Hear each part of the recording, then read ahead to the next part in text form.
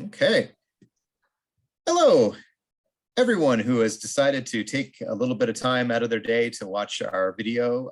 This is going to be a quick little overview of our new program, or at least in this moment, a new program that is starting in September of 2021, our Bachelor of Digital Marketing Communication. I'm Sean Mcmahon. I am the faculty marketer for the School of Media and Design, and joining me here today. Hi, I'm Dr. Caitlin Mclaughlin. I'm going to be an instructor for you guys. I've done a lot of course development, and I've been working on this particular degree program for the last 4 years. So I'm so excited to see that it's finally being launched and to meet you guys. Hard work has paid off. It has come to fruition. We are ready to welcome our first intake of students. So for those of you watching, maybe it include you. Maybe in this moment it didn't yet, but this is what pushed you over the edge. We shall see. So we're just going to go through a quick presentation, kind of have a little bit of a casual chat, do some back and forth, ask some questions, and hopefully give a little bit more information on the program for anyone who is interested in learning more. So this is a 4-year honors degree program. As mentioned, this is going to be the first intake this fall, or starting in September.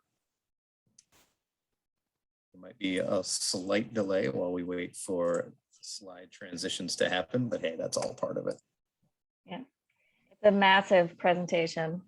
Not actually going to take a long time, but it's a big file. Yes, exactly. One thing that I didn't mention there at the start, but it is available on our Woodruff campus. Algonquin has 3 campuses, so we have our Woodruff one based in Ottawa, as well as Perth and Pembroke. So this one is being offered through our Woodruff campus. Currently a September intake only. Who knows, that may change in the future, we shall see. Right now, the plan is to, and if anything I say is ever wrong, feel free to jump in and correct me, but this program for at least this first round, level 1, will be entirely remote, yes? Mm-hmm. Yeah. Yeah. So we're recording this on August, what are we today, the 25th? 25th. August 25th. So things are set to start soon. So that is the plan going forward. That won't change. I know there was some talk a little earlier in the summer about what could happen with vaccinations going up.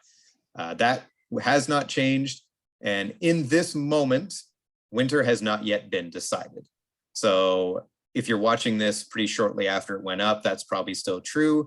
If you're watching this a little bit down the road and you're wondering what that decision is, what that looks like, we do have a page available on our site. It actually should be readily accessible through the program page itself. If you go to the program page on our website, in the banner, you should see something that says program delivery, what to expect in this upcoming term. So if you click that right now, it'll show fall, but as soon as winter information is available, that will go up as well. So you can see what that might look like going forward. And the college will make the decision in enough time that those of you who have to move will have time to find a place and everything like that. So schools are pretty good about making sure that they don't screw you over and make you commute.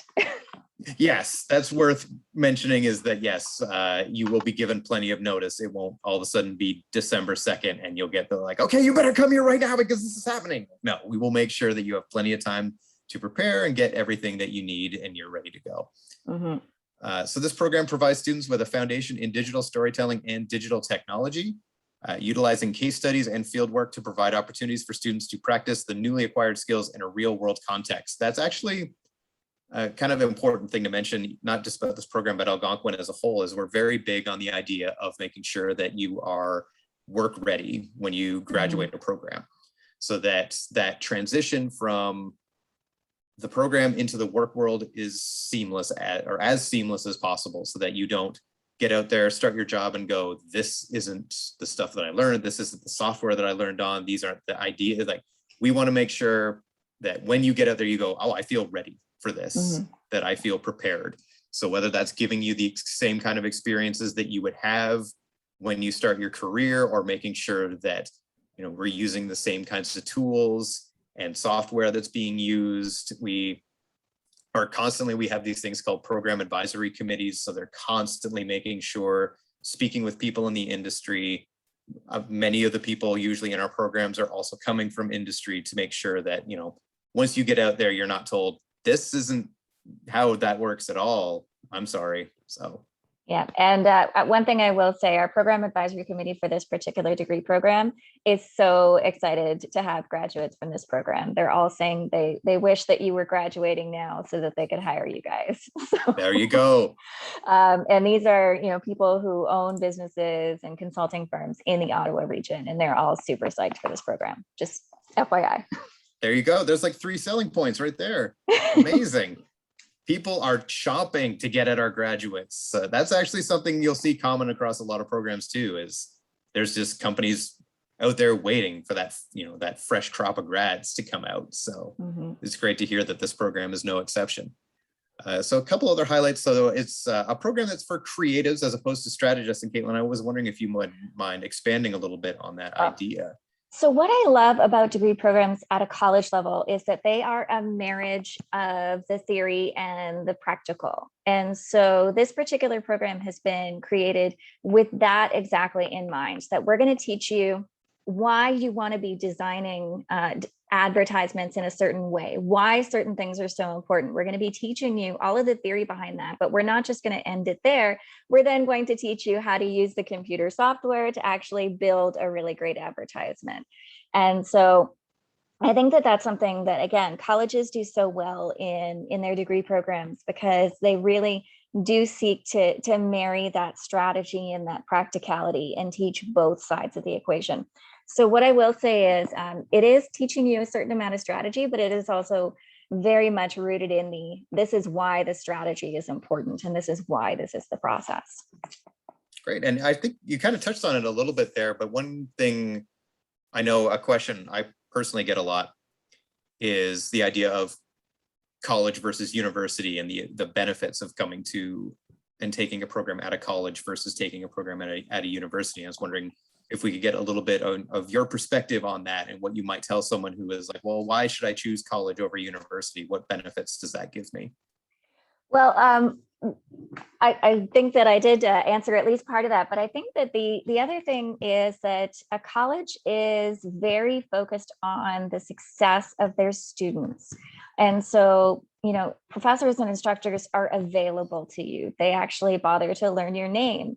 And, everybody wears a name tag, and most people go by their first names. And it's a very informal sort of atmosphere in comparison to many of the large universities that I've been a part of.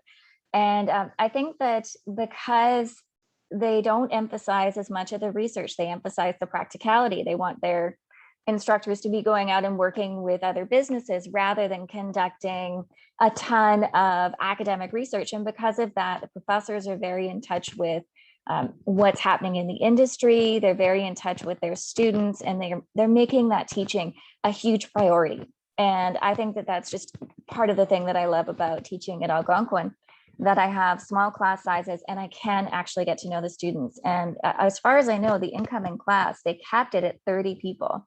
I mean, the last time I taught a class of 30 people was a long time ago. Yeah. So I'm really excited to be doing that with you guys at Algonquin this year. Fantastic. So touching a little bit more on what we have here, it gets into a little bit about what you can expect as a graduate. So both the program and the credential give you opportunities for advancement in a field that has advertising, public relations, organizational communications, marketing research, and the list kind of goes on. Speaking of the list kind of going on, I had to, there's our example here of what kind of employment our graduates might find for themselves after finishing the program. I just had to stop listing things because I would have run out of room on the slide. As you can see, even had to combine them on a few lines. So I won't touch on each one specifically, and you'll find even more online, but that just gives you a small example of just the variety of kinds of careers that are open to you once you finish this program. And don't worry if you don't know the difference between some of these items on the list. We'll teach that to you. Exactly. So this is just some of the success factors. You'll also find more of these on the website. Give you an idea of if you're wondering about right fit and what if the program makes sense for you. A few things here. It's for people who are passionate about understanding and working with the cultural differences inherent in the global marketplace, people with critical thinking skills who can approach problems strategically, thinking in innovative and creative ways to solve problems, which kind of touches a little bit more on what we were saying a couple of slides ago. Strong interpersonal and communication skills. Is there, going on the next one here, work well both independently and in teams, is there a decent amount of group work throughout the program? Yes, definitely. You're comfortable with digital technology and you possess the traits of adaptability and curiosity and believe in lifelong learning. Actually, I'll ask you one more question, going back to the idea of being comfortable with digital technology. Is it sort of recommended that you have a fairly high level of, like, when you come in, are you going to be taught a lot of what you would need to know when you get into the program? I'm just wondering, and it's a little bit of a question we have later, but just what you would tell people who are like, well, I don't have a lot of background in this. I don't think a formal background in it is important, but you shouldn't be looking at your computer going, I'm not sure how to transfer my photos. I'm not sure how to, you should be comfortable enough that the basics of computer technology are covered, and that you're able to follow along with at least, the fairly standard stuff. And then when it comes to digital technology, we'll teach you the rest. Perfect. We're moving on to another. Again, I won't get specifically into every piece here, but for anyone watching, and you'll find this on the website as well, you can take a look at the admission requirements. If you do have any questions about anything you see here, you can pop on over to our registrar's office. They have their own site. You can get in touch with them if you have any questions about, your application or that side of things. However, also, you can look for Algonquin College's How to Apply page, and that breaks down all of the steps involved with applying into a program through the college, whether you're a domestic or an international student. There's resources there to make sure that you're not overwhelmed. There's videos, and even if at that point you're like, well, I still have questions, you can book a one-on-one. There's a tool there to book a one-on-one with one of our recruitment officers who will going to take you through a one-on-one session of like, well, I'll walk you through it and I'll be here with you as we do this. So we want to make sure that all of the tools are there. In terms of the cost, it's not broken down in this presentation, but we have something called the tuition and fees calculator, which you can also find on our website, which is an extremely handy tool. You can select the term that you want to start, the program that you're set to start in, and it won't just give you, kind of a rough approximation. It breaks everything down line by line for the duration of the program to show an exact idea of what you're going to be paying through the program and what those costs are going towards. And then you can also check out our financial aid office if you're for bursaries or OSAP or any questions like that. So there's lots of tools and resources available to everyone to make sure that things run smoothly. When you're going to that tuition calculator, just a note, we're not under, at least last time I checked, we're not under digital marketing communications. I believe we're under H for honors digital marketing communications, or it might have been Bachelor of Digital Marketing Communications, but we are not under the Ds. Okay, good tip. Yeah, good tip, just in case you do get there and find it's not listed. And there should also be, if you're on the degree program page for this program, if you click under, there's a fees and expenses tab. If you click there should just be a direct link to the calculator. So there's a quick way to find it so you're not searching the site. And then once you're there, yes, hopefully it is not too tricky to find in the list. So absolutely just don't good look piece under of advice D. there. Look under B for Bachelor or H for honors. And that's kind of the main things that we wanted to go through. Just wanted to have a few things here at in the back half. We touched on the idea that at least for this fall, we'll see where things go in the winter. Things are going to be remote. And I was just wondering if you could expand a little bit on what anyone coming into the program can expect through a remote delivery. Well, each instructor is going to handle it a little bit differently, but I'm going to be the instructor for 2 of the courses in the fall term. So I can at least tell you what my courses are going to look like. That we will have weekly live sessions where we get together, we have a discussion. In my slides. I have certain areas where I like to ask questions, and I have, right now they're labeled pause and think rather than stop and discuss.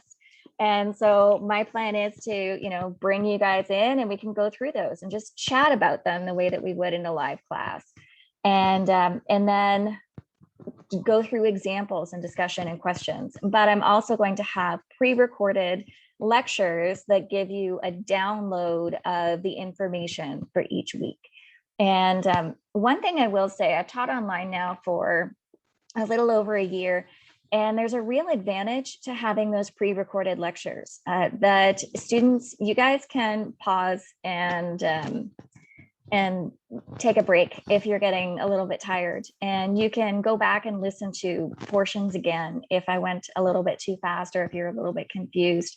And so I've had actually a lot of students say that they really like that asynchronous format, that they can watch whenever, wherever they want, and then they can come during the live sessions and ask questions and discuss things and get other people's perspective on it. So that's how I'm going to be running it. Each class is scheduled for 2 hours of live each week and 1 hour of, go and do something on your own. Mine is going to be probably more like an hour to an hour and a half live every week, and an hour and a half or 2 hours of asynchronous every week. Just depends on what topics we're covering that week. And yeah, and I also intend to let students go into breakout rooms and go and chat about certain things together, and work on their group projects, work on some mini assignments together. And so I'm going to be, it's going to be a little interesting, and I'm going to be open to feedback because I haven't done this for you guys yet. I've done it at a university level, and I just haven't done it for Algonquin students yet. So I'm curious to see how it works and what needs to be changed. And I think a lot of professors are probably in the same boat as me in that way. Yeah, one thing I can say, and when you mentioned breakout rooms, it kind of reminded me of this, is because we're coming off of a year of largely remote learning. And I know one thing I've heard is that some students thought that they might lose that sense of, community and that sense of, companionship with their classmates, but I've been told consistently that that wasn't the case. That there's still, they don't lose that. They still, become a close bunch. They still, have those friendships, and so it hasn't really affected things that way. So if anyone coming in is wondering, like, is it going to feel like, it's I'm a little isolated? Well, I've consistently heard that that is absolutely not the case. So. And this something else that kind of hit me while you were answering the previous question that ties a little bit into the second question, but perhaps in a more specific way, is in terms of week to week, how much work, whether that's, kind of broken down into hours or an estimate, can students expect? Because I know a big question I've seen a lot is, can I manage, say, like a part-time or a full-time job outside of my class hours? So what kind of roughly amount of work could a student expect week to week in this program? Well, I have, like I said, I have the asynchronous videos that they're expected to watch every week. And I have the live sessions, like I said, anywhere from 45 minutes to an hour and a half would be probably the average in terms of the lives every week. And on top of that, I'm going to give short assignments. And like I said, students can go into breakout rooms and work on them right after the live session, or they can set up a meeting with their group members later. But generally, those assignments take 15 to 20 minutes. So they're very short. I will have in each class a few short essays, but those should only take about a half hour to an hour to write. They're not meant to be super long. And then there will be a final project and an exam in my classes. And so I don't know how long you guys spend on your final projects and your exams. You're going to have to guesstimate that. So I think that I have a fair number of small things, 15 to 20 minutes that you can use your live time for in terms of the weekly assignments, and then some short essays that they'll have to complete outside of the class time on their own, that again, 30 to 60 minutes would be my guess about how long it would take to write those. but especially with remote learning, I think that it's important because it keeps you thinking about the course and it keeps it top of mind, whereas it's so easy to disconnect. And I think that it's important that you remember, you are a student, you are a full-time student. And so, yeah, I would say that you probably, outside of the, 3 hours of teaching time, you probably might have another hour to hour and a half of the small assignments, and then you have your exams and your final project. Okay. And following on that, is there any other advice that you would give the students who are coming into this program for its first year? Choose your group members carefully. I always have my students, write little intros to themselves about, this is how early I expect to be done. And I always tell you guys, be honest, okay? If you're going to be writing this project 5 minutes before the class that it's due, then be honest, because that will put you in with group members that are actually going to be similar in terms of working style. And so I always have students talk about how often they want to meet and what's their communication style and what's important to them when they're working with a group. And I have them write these little introductions, and then I try to get them to pair themselves with other group members that seem to have similar introductions. Or if they can't find a group, then I'll put them in with group members that I think have similar introductions and will work well together. And so, they've always said that, a great way to ruin a good friendship is to live together. Yeah. And working together on a group project when you like each other as people, but you don't have similar enough working styles, that can cause just as much friction. And I think, as you get older, you learn how to work with people who have different styles. But I mean, you guys are coming out of high school. You can figure that out later. In the meantime, try to find groups that are going to be harmonious in their working styles. And then we can work our way up to adding a little bit more differences in your group members. So that's one thing that I always advise students to do, is to be so cautious as you form your groups. It's a good tip for sure. And stay on top of your work. Like I said, yes, many of you probably do have time for a part-time job or lots of other things, but just remember that even though we're remote, you are a full-time student and you need to be dedicating your time to that. Is there anything else that you want to make sure we mention in terms of what makes this program unique? Or I'll tie that last question as well. Or any other highlights that you want to make sure are out there? Well, a few things.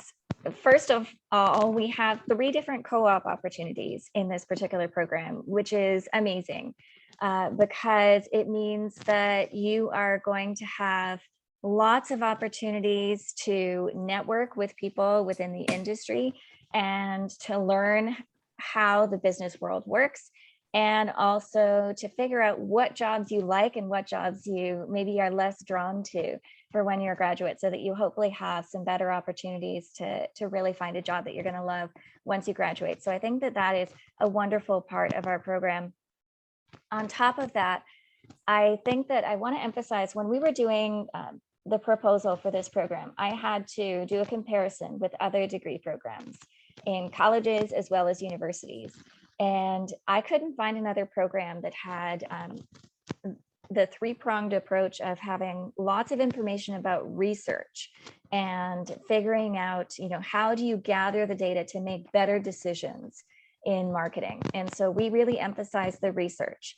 We really emphasize the digital, and we really emphasize the global perspective, because we are working within a global sphere. And every time I looked at another program, I looked at their list of courses, I looked at their emphasis, I looked at their mission.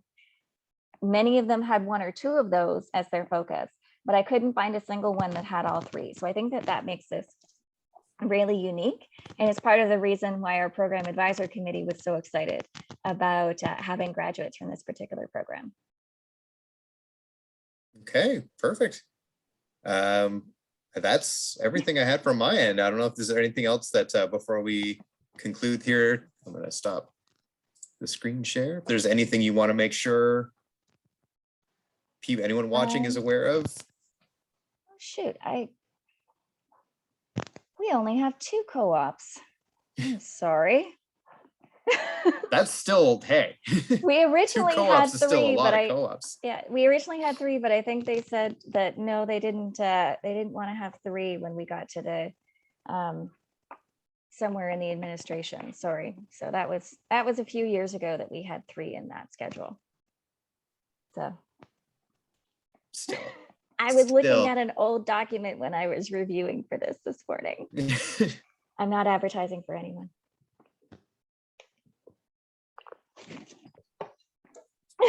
Any concluding thoughts? No, I think that's about all. Do you have any final things that you want to talk about? No, I don't think. I think we one quick thing actually I will ask is, coming into the program, is there anything the student needs, like software wise, anything like that? In your first semester, definitely not. My 2 courses, you don't need special software. The other courses, there's an ethics course, a communications course, as well as an intro to marketing course. So definitely not for your first semester. And I wouldn't start talking about any software for second semester, because the rate of change right now, Yeah, exactly. I mean, make sure you have the standard Office 365 for Word and PowerPoint, whether it's for Mac or PCs, up to you guys. But make sure that you do have something like Word and PowerPoint. But aside from that, I would not say that there's any special software for your first year. Yeah, there's second semester is media mix, trend spotting, intro to social media, as well as, oh gosh, I developed the course myself, but my other course that I developed also doesn't have any special software. So you're good for your first year. There you go. And also the website does have a breakdown of every course that makes up the entire program of study. So if anyone, is intrigued by what they're hearing and wants to see the full scope of everything, that is all there. You'll find it on the courses tab on the program page.